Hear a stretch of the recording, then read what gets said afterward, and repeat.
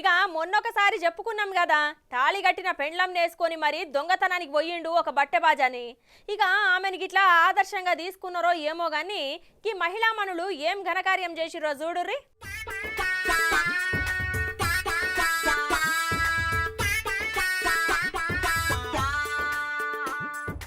మామూలుగా అయితే దొంగతనం ఎవరు చేస్తారు? ఇదేం తిక్కల ప్రశ్నరా వారి అని అంటారా? చెప్పుర్రులా ఎవరు చేస్తారు? ఇంకెవరు మొగోళ్ళు చేస్తారు అని టక్కున చెప్తారు కదా. అగో ఇప్పుడు నేను ఒక వీడియో చూపిస్తా చూడుర్రి.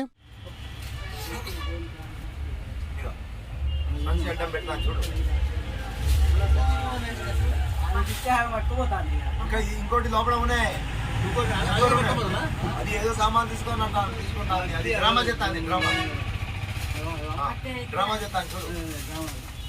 గన్లే ఉన్నది, కిరాణా కొట్టుకొచ్చి సామాన్లు కొనుక్కొని పోతున్నారు అనుకుంటున్నారా? వీడియో మీరు మంచిగా చూడలేదేమో, మళ్ళీ పారి చూడుర్రి.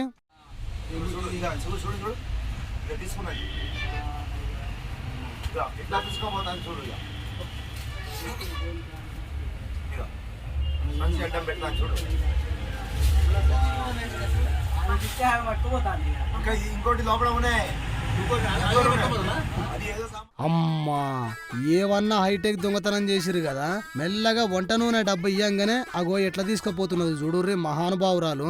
ఇక అసలు ముచ్చట ఏందంటే, వరంగల్ జిల్లాలో ముగ్గురు ఆడోళ్ళు ఒక కిరాణా కొట్టుకు పోయి ఒకళ్ళేమో యజమానిని మాటలల్లో పెడితే ఇంకో ఇద్దరు ఆడోళ్ళు 20 లీటర్ల వంట నూనె డబ్బాని తీసుకొని మెల్లగా జారుకున్నారు. ఇక ఇది వర్ధనపేట ఆర్టీసీ బస్టాండ్ దగ్గరలా బాలాజీ జనరల్ స్టోర్ లో అయ్యింది.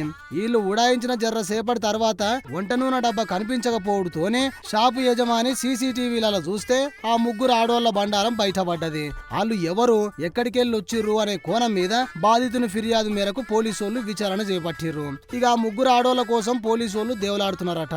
సీసీటీవీ ఉంది కాబట్టి మన కంటపడ్డరు గాని ఇంకిట్లా ఎన్ని దొంగతనాలు చేస్తున్నారో మహిళా మేధావులు.